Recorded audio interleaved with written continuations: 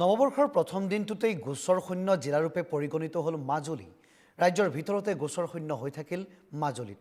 276টা অপৰাধজনিত গোচৰৰ সকলো গোচৰ ইতিমধ্যে নিষ্পত্তি কৰা হৈছে। জিলাখনত 4খন থানা আৰু 4টা তহলদাৰী আৰক্ষী চকী আছে। এই কথা সদৰি কৰিলে আৰক্ষী অধীক্ষক বিবেকানন্দ দাসে আৰু বছৰটোৰ আৰম্ভণিতে এই খবৰটোৱে এক প্ৰকাৰ ভাল খবৰ হিচাপে বিবেচিত হ'ল মাজুলীবাসীৰ বাবে। আমি আপোনালোকক জনাবলৈ পাই সুখী হৈছোঁ যে বৰ্তমান মাজুলী জিলাৰ যোনখিনি আমাৰ ক্ৰিমিনেল কেছ যোৱা বছৰ ৰেজিষ্টাৰ হৈছিলে আৰু লগতে তাৰ আগৰো কিছু পুৰণা কেছ আছিলে, আমি যোৱাকালি 31 তাৰিখৰ ভিতৰত সকলোবোৰ গোচৰৰ নিষ্পত্তি কৰিবলৈ সক্ষম হৈছোঁ আৰু বৰ্তমান আমাৰ কেছৰ পেণ্ডেঞ্চি শূন্য হৈছে।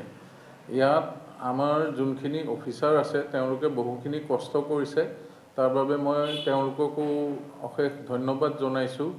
আৰু এটা কথা যে আমাৰ অসমৰ ভিতৰতে বৰ্তমান প্ৰথম জিলা হিচাপত পৰিণত হৈছে য'ত এটাও ক্ৰিমিনেল কেছ পেণ্ডিং নাই।